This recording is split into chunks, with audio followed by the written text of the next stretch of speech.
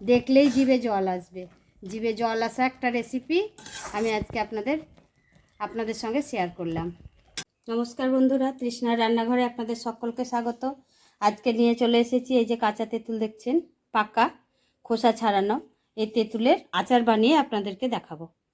এখানে নিয়েছি মশলা, নিয়েছি কিছুটা জিরে, মৌরি, মেথি, ধনে, জোয়ান, দুটো তেজপাতা, গোলমরিচ, শুকনো লঙ্কা, আর এখানে নিয়েছি 150 মতো আখের গুড়, 200 গ্রাম চিনি। তাহলে মশলাটা ভাজি। এখন আমি প্রথমে মশলাটা তৈরি করি।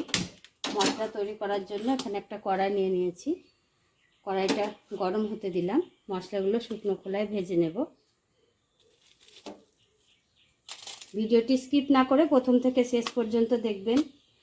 লাইক, কমেন্ট, শেয়ার করবেন, অবশ্যই সাবস্ক্রাইব করবেন।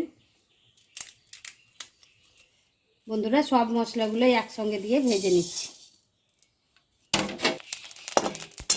মশলাটা হয়ে গেছে বন্ধুরা। মশলাটা একটু ঠান্ডা হবে, তারপরে আমি একটি মিক্সি জারে ভরে ওটাকে গুঁড়ো করে নেব। ততক্ষণ আমি কড়াইয়ের মধ্যে একটুখানি জল দিয়ে গুড়টা আর চিনিটা ফুটিয়ে নিচ্ছি। প্রথমে চিনিটা দিয়ে দিচ্ছি।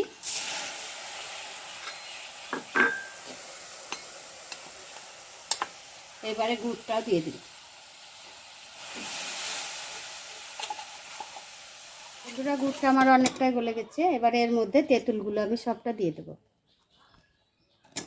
তেঁতুলগুলো আমি আগেই ধুয়ে রেখেছিলাম।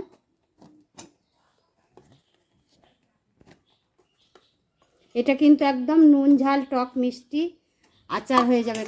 পাকা তেঁতুলের দারুণ একটা আচার। এবারে এটা একটুখানি সময় ধরে হবে। এটা আমি এখন ঢাকা দিয়ে দেবো। এর মধ্যে কিছুটা কাঁই ছাড়াও তেঁতুল আমি দিয়ে দিচ্ছি। এগুলো আটিগুলো ছাড়িয়ে রেখেছিলাম। পরিমাণ মতো লবণ আমি অ্যাড করছি। এই দেখুন, এটা কত সুন্দর হয়ে গেছে। দেখতেও কিন্তু দারুণ লাগছে। দেখতেও যেমনি সুন্দর, খেতেও কিন্তু হেভি টেস্টি। এটা রুটির সাথে, ভাতের সাথে, যার সাথেই খাবেন।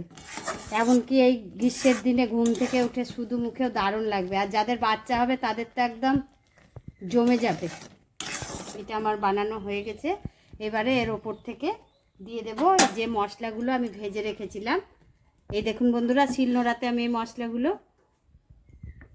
গুঁড়ো করলাম, মিক্সিতে করিনি। গুঁড়ো করে অর্ধেকটা রেখে দিলাম। আবার একদিন কোনো একদিন আচার বানাবো, আর অর্ধেকটা দিয়ে দিচ্ছি।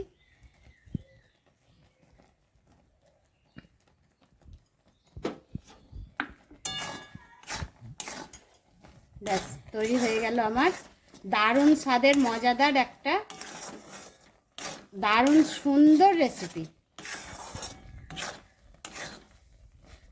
তাহলে বন্ধুরা, দেখলেন তো কত সুন্দরভাবে আমি এই পাকা তেঁতুলের সুন্দর টক ঝাল মিষ্টি একটা আচার বানিয়ে আপনাদের পরিবেশন করে দেখালাম। তাহলে ভিডিওটি আমি এখানে শেষ করলাম। সকলে সুস্থ থাকুন, ভালো থাকুন। আবার একটা রেসিপি নিয়ে চলে আসছি খুব তাড়াতাড়ি আপনাদের কাছে। নমস্কার।